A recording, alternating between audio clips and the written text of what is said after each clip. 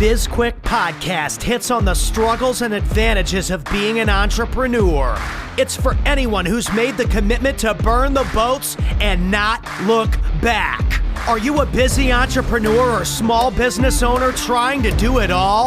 Then this podcast is for you. Corey and Julie will take you through the details of building a strong business. Hit the subscribe button and gear up for another episode of BizQuick Podcast.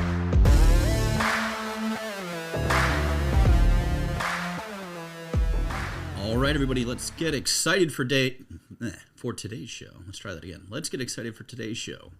Welcome to BizQuick. I thought we're doing like a new intro now. I don't know. We might be, but I don't think we talked about it. So okay, but that's okay. Well, hey, welcome to BizQuick. As always, you've got Corey and Julie here. How's it going, Julie? It's going really well. How's it going with you? It's going just fine. Awesome.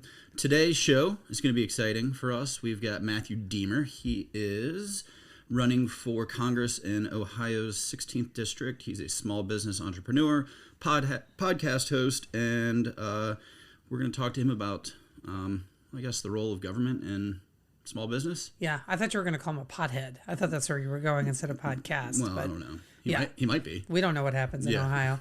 But yeah, the role of government in small business. So this will be interesting because we don't typically dip our toes too far into the water with respect to politics on this podcast, but today we're going to dive in head first. We are, and this will be interesting because he's a Democrat.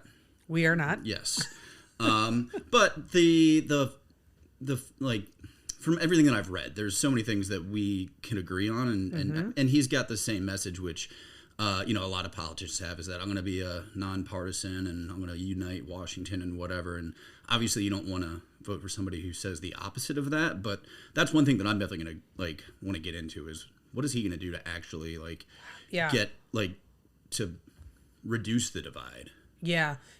It'll be interesting because I think what happens to so many politicians is, and I don't know because I'm not in politics, but I would envision that, you think from the outside that you're going to change it, and then you become a part of it, and you realize how easy it is how hard it is to make the changes, but how easy it is to sort of start doing the exact things that you said you were never going to do, because I imagine there's a lot of money involved. Sure, and not even pressure. Yeah, and pressure, and it's one of those things where, I guess you spend all this time fighting for some things, and you can't get anything to work, so you just say, finally, screw it. I'm just going to do whatever I can do to, make things better, which might go against, what you initially started to do. I don't know. Yeah, I don't know either. I'll be really curious about it. I mean, I have zero desire to be in politics. I don't even like to be around Washington, D.C., right? Agree, yeah. So this will be an interesting conversation because I do want to ask him some really very straightforward, direct, but tough questions about some of the things that he's hoping to do and how he'll actually be able to make that happen, right? I don't know what his history is in politics, if he's new to it. This is the first time he's running. Okay. Yeah. Maybe he was the student council president in high school, though. We don't know. I don't think so. But yeah, okay. This is his first time in, politics. It's definitely on the national level. So that'll be... You said he's running for Senate or Congress? Just Congress. Yeah. Congress, so, okay. Yeah, I'm guessing just the House. Okay. But it's my opinion that the role of government should be zero when it comes to business. Small business or big business? Small business. I agree. Just because there's so many roadblocks that get put up and so much red tape, and it's especially in some other parts of the country, it's I don't know why anybody would even bother trying to start a business. If you talk about New York or California with the amount of taxes, the red tape, all of that stuff. And we live in Virginia, which is small business friendly, but it's still a pain. Yeah. I'm just, I'm so curious I want to dive further into that, we both agree that government shouldn't have a role in small business, right? But over the past, year and a half, we've seen that role growing bigger and bigger and bigger and bigger, right? And and the mandates that they're forcing down. And there were some, really very, well, I'll use the word brave, business owners who, stood up and said, I'm going to keep my business open. I mean, Ian Smith in New Jersey at Atlas Gym is a very, common, everybody knows about Ian. Everybody knows his story. But there are, there's a lot of small business owners like Ian who are like, I'm not closing down. You don't get to tell me what to do with my business. I've built this with my money. And then, they started offering money, the government. Not only were they giving the people money, right? These just, stimulus checks, but they were, offering a lot of money to small business owners as well.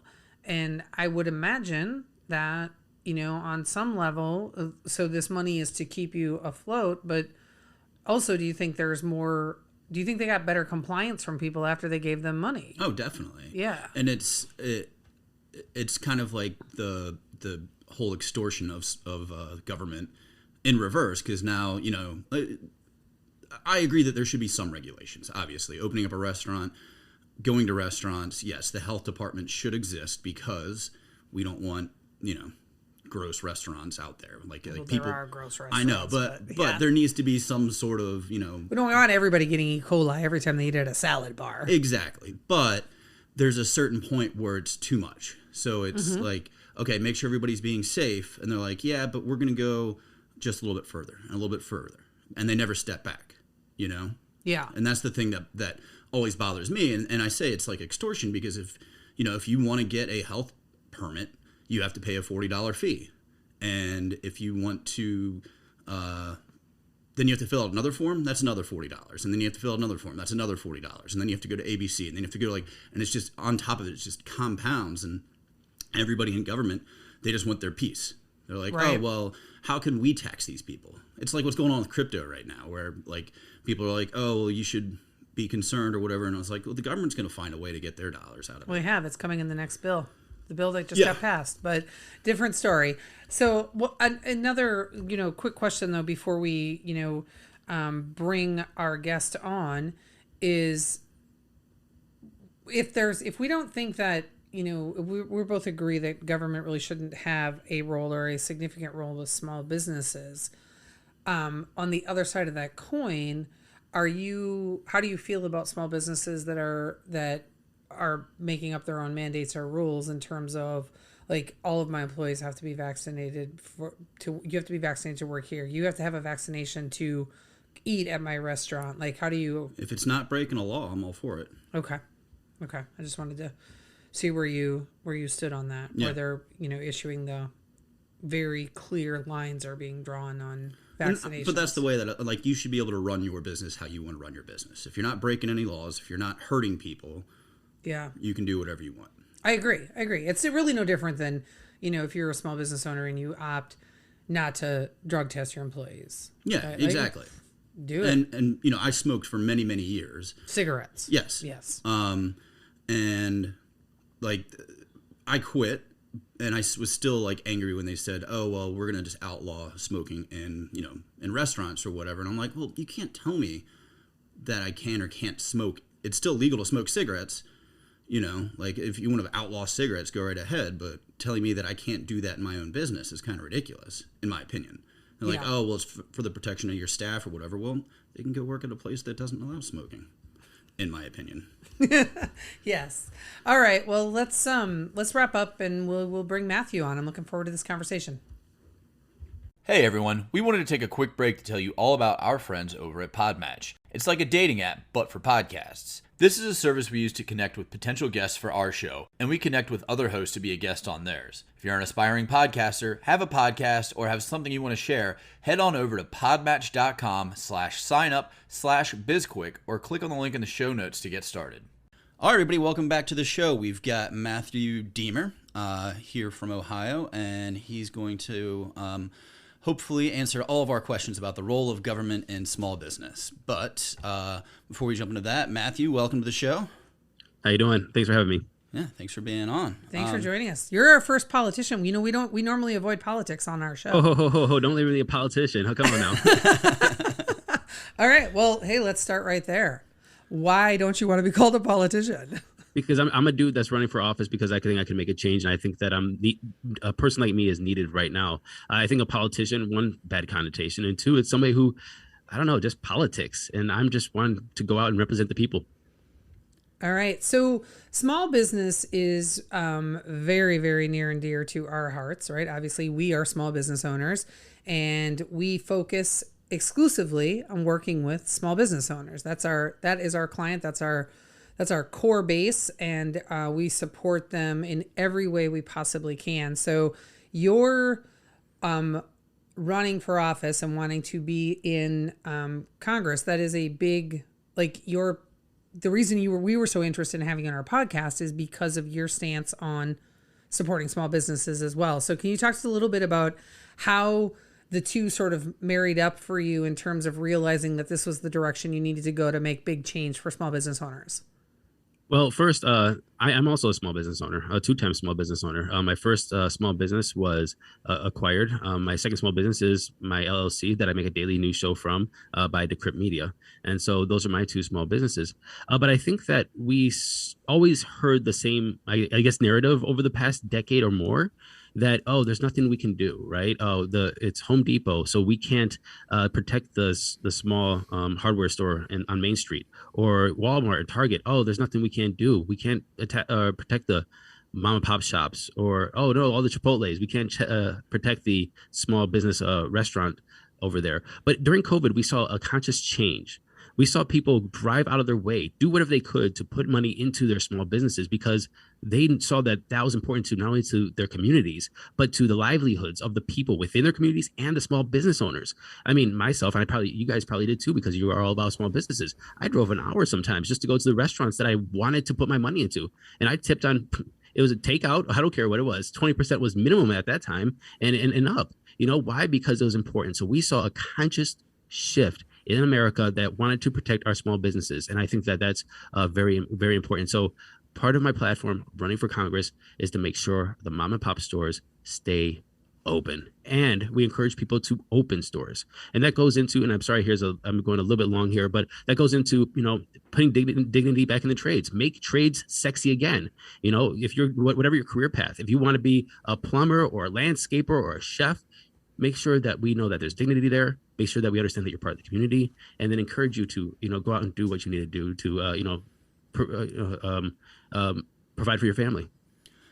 And I totally agree with all of that. But what you were talking about is like a cultural shift in our country. So how can you, as a congressman, help support that? Because I mean, in all honesty, like, the cultural shift occurred because the government shut down all the small businesses. So how is it that you're going to help that? Well, I mean, that's a good question. And it's like you said, how can you? But I don't like that. I like it, how can we? But we already did it. We had the cultural shift. And I think that what we need to do is have people in Congress and people in the government understand that shift happened and perpetuate that. Really let's make campaigns about, go to your local store, go to your mom and pop shops, put your money there, and it might not be, fancy. I know all the big money comes from these big box stores into the campaigns, but these are our local communities. These are the people that I know by their first names. These are the people that are employing people in my community. And we see that cultural shift happen. So let's all of us, one, make that, cultural shift to continue to put money into those stores, but also on a federal level, let's start speaking to that. Let's start, actually making a campaign that says, hey, visit your small businesses. I feel like it's an uphill battle. I love the sentiment behind it, but knowing, how much money companies like Amazon or Target or Walmart or Home Depot or whoever, those big stores, how much they're putting into government. How do small businesses fight against that? How do they even have like a smidgen of a voice when there's so much money coming from big corporations? And I mean, we saw it where, the small business owners were just like pummeled during COVID, and Amazon is increasing their sales by billions over the last 12 months because so many people were afraid to leave their house and were just ordering off pure convenience of ordering off of Amazon. So the question is, how do we fight against an Amazon and a Walmart? Yeah. Um, I just goes back to my original answer for my last question. For the last question, is that it's us. I think that we have fought against them. We have shown that we could keep our stores open if we make a conscious effort to, and it's about electing the officials that go in there that are coming on the shows like this to talk to you about this. And look, I don't know if we're going to agree everything when we with everything that we're going to say to each other through the next 10 minutes of this episode, but I think we have a good starting point, and this is bipartisan. We need to keep the businesses open. Walmart and Amazon have a hell of a lot of money. They're putting a lot of money into lobbying and a lot of money into putting the people that they want to in Congress. So what are we going to do about it? We're going to talk to each other. We're going to make a decision to keep these stores open, and we're going to get me into Congress, or people like me into Congress, that understand the importance of our communities and our small businesses. So what are your thoughts on, I don't know if this is going to be the best term, but I'm going to just call it deregulation, because one thing, like I'm in the process of opening up a restaurant right now, and I know you've got a background in restaurants as well. Good luck, man. But there is, there's so many hoops that you have to jump through in order to open up a restaurant, and it just seems like there's more and more every year, and it starts off at a place where it makes sense because it's for safety. It's making sure that I'm legally allowed to do X, Y, and Z, but then it just keeps we keep just getting more and more and more, and that is a huge pain for somebody like myself starting a restaurant versus if Outback Incorporated came in and they wanted to open up another restaurant here. I'd have to understand the specific issues like you're facing to understand a little better.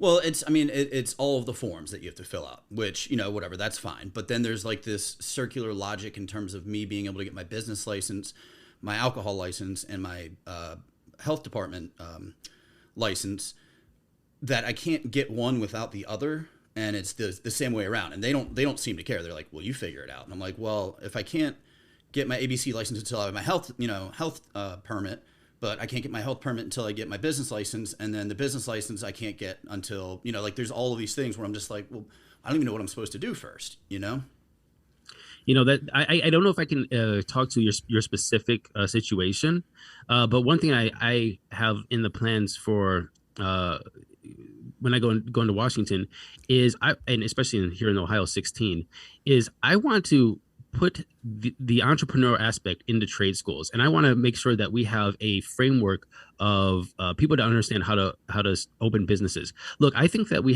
there's three barriers to opening a business, in my opinion. It's knowing the skill, it's the capital, and it's the connections, right? And so, and knowing the skill is not only knowing the skill of like saying open a restaurant, but making the food, but also knowing the skill of operating a business. And I think that needs to be in trade schools as well. And we also have to provide capital and help people provide capital for this as well. So because capital is a big part of that. So what do I mean? It's like, hey, let's make the trade sexy again. Let's make sure that when you go to a trade school and go to like a business entrepreneurial incubator that ties you into your local community businesses, to local people in the crafts or the trades or whatever they're doing, get people the skills because they want to maybe do this business, and then teach them how to run the business, open the business, go through the cross their T's and dot your I's things that you have to do, the bureaucracy, that you have these mentors that teach you to get in there, and then help you and foster this entrepreneurship. So I don't know if I can speak to your specific issue, but I do know that I've been part of the thing I'm doing here as a candidate is I have a show just for this, is to talk to small business owners. I got off a podcast today with a small business owner, and they're tell me all the time about what things that they are going through. For example, I just got off a podcast with somebody that a company was called Larchmere Fireworks, and what they do is they do it's not fireworks, they do glass blowing and metalworking or blacksmithing, right? And they were trying to apply for a PPP loan, and their books were not able to get the PPP loan or apply for that PPP loan because they didn't have the fundamentals of presenting the numbers in a fashion that they were looking for, while other companies did, because they're just a mom and pop shop with just them, doing their work, getting revenue, paying their bills, it didn't look like that. So how do we create this framework of allowing people to get into this entrepreneurship, this small business ownership, and to have a easier path? And I wanted to make sure that we tie that all into trades, into business, and make this a whole community-based incubator. And I'll go back to restaurants and your three things about, the three skills you need or the, capital, skill and connections to open up a business. But I know, like, for example, in restaurants, the only like barrier to entry really is cash. There's one, at least here in Virginia, there's one class you have to take to get your health permit. Outside of that, and like as the owner, I don't even have to take it. Like I could pay an employee, whoever my kitchen manager was going to be, to go take that class for me. Just somebody has to have that certification in the restaurant. And so, yeah, and that's why I mean, so many restaurants fail, because if I have an extra $500,000 laying around, I can open up a restaurant. I've never had to, I don't need to work in a restaurant. I've never, like none of that. And that's why I like your point about trade schools, because I think that's really important. And I think that, the big business of like college has gotten out of hand as well. I mean, I learned almost nothing in college. Go Hokies. But the entire time I was in college, I was working in restaurants, and I got that background in managing businesses, managing people, and I built upon that. Well, we always talk about too, dentists and doctors, right? They go, and now we also can add lawyers to that group, right? So where we've spoken with, many people from those different professions, and they spend years and years and years in school, right? Getting, learning the skill of being a doctor or a dentist or a lawyer, but they don't know anything about owning a business. And while that may not impact lawyers as much, because attorneys generally will go work for another practice first, right? But dentists and doctors a lot of times are opening their own practices, and they have no background in business and don't know what to do. And so they're like, well, it's almost... It's crazy to think, they can walk into a bank, get a loan to open up a business, and they don't know anything about being a business, but they have the degree to be a doctor, whether it be a dentist or, whatever, primary care physician, whatever they are. And so there's just this assumption that they know how to run a business, and they don't. So I'm with Corey. I love your concept of teaching people the skills of being an entrepreneur. And I think it's so important for small business owners and entrepreneurs to get that training. And that's a big part of what we focus on too with entrepreneurs, is giving them that training. Can I add on to that, please? Because you said something very important, is that, a doctor or a lawyer can walk into a bank and get money because they think that they can run a business and they're going to make all kinds of money. And that goes to the part of the things I said that's a barrier to entry, is the capital, access to capital. How do you get people access to capital? Look, a doctor and lawyer probably knows doctor and lawyers, and they can ask their doctor and lawyer friends for a down payment at $5,000 at a time, right? I mean, it's probably not that much to them. If you have a good connection, they're like, hey, here's $5,000. But if you don't come from a place with money or a college education or people or parents with their doctors and lawyers, $5,000 is unobtainable. So how do you get access to capital for the average person? And I think that we have to tie that in from the federal government as well to these trade schools. I want people to go into these trade schools to come out with like an idea of how to run a business, an idea of what they want to do, but also put their own skin in the game. And well, if you come out with a great business plan, you pass with flying colors, and you know how to run a business, why don't we match you with some capital, especially if you don't have any? $5,000 could be a lot. $5,000 could start a business, and it could be something from a nail salon. It could be something from like making donuts on your main street. A coffee shop.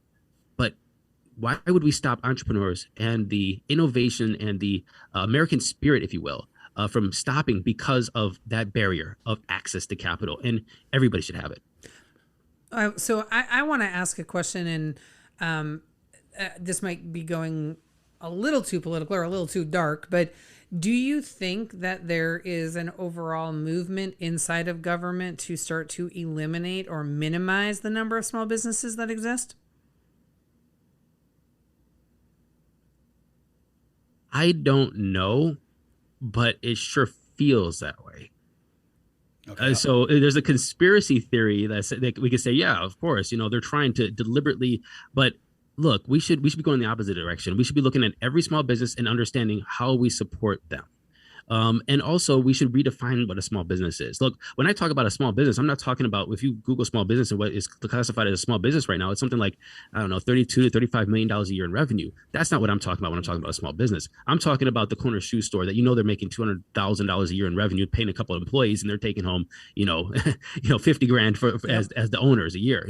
That's what I'm talking about, small business. I'm talking about a restaurant, maybe $1 million a year in revenue, but you're making 2-3% margins.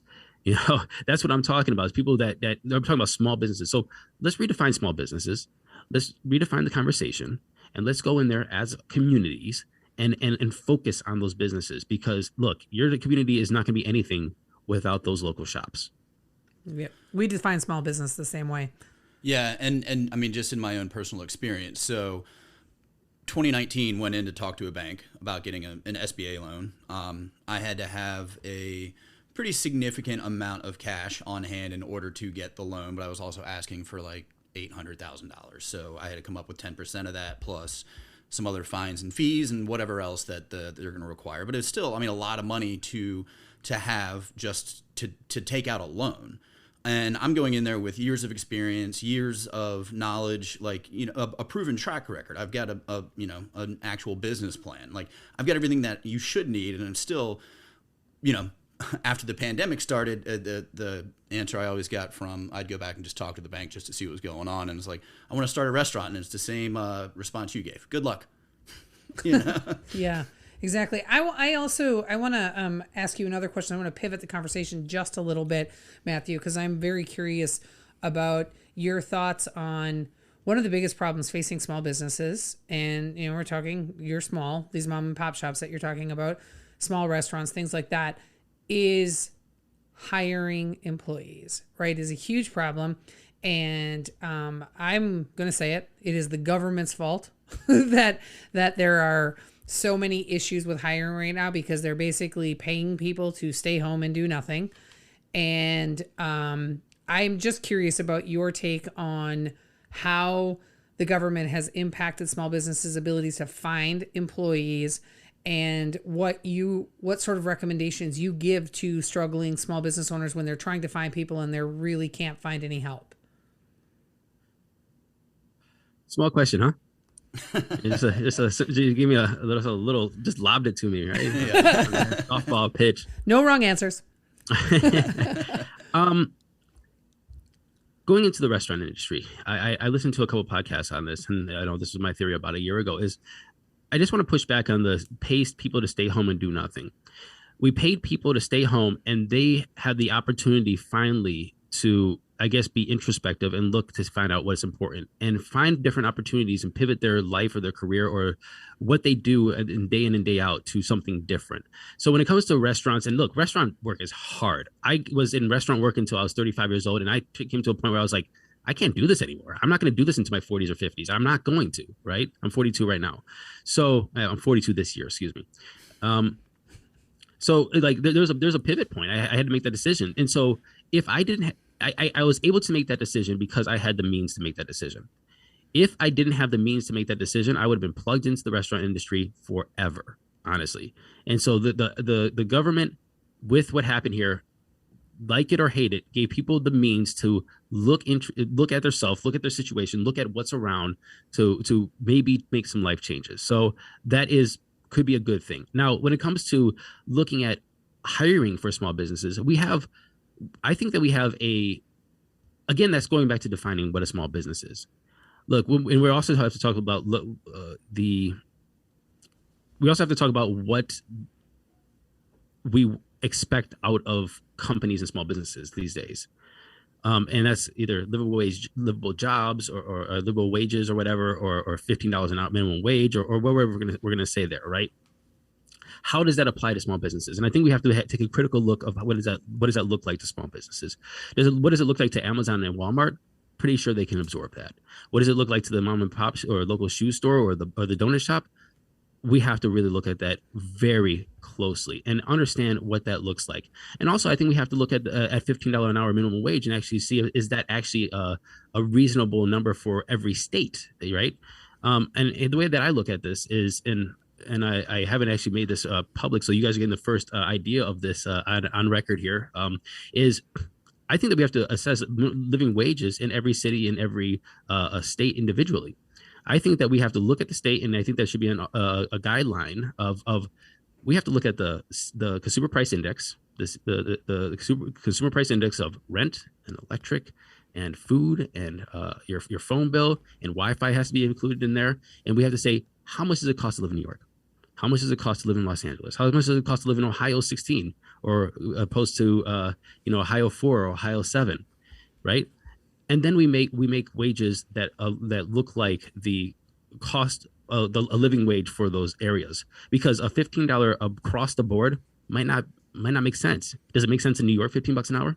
Probably not. Does it make sense in San Diego or Los Angeles? Probably too a little low. Does it make sense in rural West Virginia or Alabama? Probably unaffordable, right? So I think we just have to stop coming with like a one-off for everything, a blanket like policy, and start actually, allowing giving the tools to the states for frameworks to legislate within their state and make it so that we can have living wages for a lot of people, and then assess the small businesses, not the Walmarts, they can absorb it, but the small businesses, and see, hey, where's your pain points? How can we help, and how can this be structured differently? And one thing is like the insurances, healthcare, and these other things that are huge costs to small businesses that aren't given by these businesses as well, because of just the enormous costs that are involved. Yeah, and I will I'm going to agree with you on 2 points, because I 100% agree that they're like the one size fits all solution is not what we need to do with this country. It's a huge country. And people they like to compare us against, in Finland, it's like, yeah, but Finland's the size of New York. We need to address our country as our country and not try and compare ourselves to others. And then the other thing, hiring for restaurants, I completely agree that most of the restaurant employees who didn't go back to work had that time off and realized, oh yeah, this job sucks and I hate people, because people are just awful. People are awful, 100%. Yeah. But we have to start wrapping it up here. So before we go, can you let our listeners know how they can learn more about you? Yeah, 100%. You can go to DiemerForCongress.com, and I am going to spell it DIEMER for Congress.com. You can follow me on my socials there. You can read my blog posts. You can see my podcast that I make specifically for running for office and talking to small businesses or community members. And also you can check out my donation page as well if you feel that you liked what you heard here and you want to support a candidate going to Congress that is going to help protect small businesses. Great. Well, thank you so much for being on our show, Matthew. We really appreciate you giving your time so generously. And before we go full on into our outro, we do want to take a minute to ask you if there's anything that we can do. How can we support you? What can we do for you? Share the podcast, keep doing a good job, keep supporting small businesses. And hey, you know what? If you guys have a small business pack or a small business organization, let's connect the whole country together. Let's make sure that everybody across the United States is working to support small businesses, and it can start here. I'm with you. I love that idea. All right. Thanks to our listeners for tuning in. We really appreciate you. And everything you want to know about Matthew is in the show notes. And if you're interested in working with us, you can hit us up on our website. Yeah, and that website is sbpace.com. And you can connect with us on our social media. We've got LinkedIn, Twitter, which we're probably going to get rid of, Instagram, Facebook, and YouTube. Everything you need to know is on our website. So we also have TikTok now. We are part of the cool crowd. It is official. Hey, download and rate our podcast. And if you can also spare a few minutes, go ahead and give us a review. We would really appreciate it. And if you're interested in hearing any topics, just fill out the form on our website and let us know, and we'll do what we can to get the topic covered. And don't forget to buy our book. It's called Seriously Now What? A Small Business Guide to Disaster Preparedness. We've got a digital workbook download available on our site. It's a #1 Amazon bestseller. And if you've already purchased it, make sure to go back out to Amazon, rate, and review it. And speaking of small business, we might want to change that. Change what? Selling it on Amazon. Oh, right on. I was also just going to say, hey, for this one show only, I'm going to throw this out there. If you're interested in receiving a free copy of our book, send us an email at info@sbpace.com with your name and your address, and we'll send you a book. I promise. Yes. We will. We happen to have a few spare copies lying around. I'm Julie. And I'm Corey. And this is BizQuick, helping small businesses across America.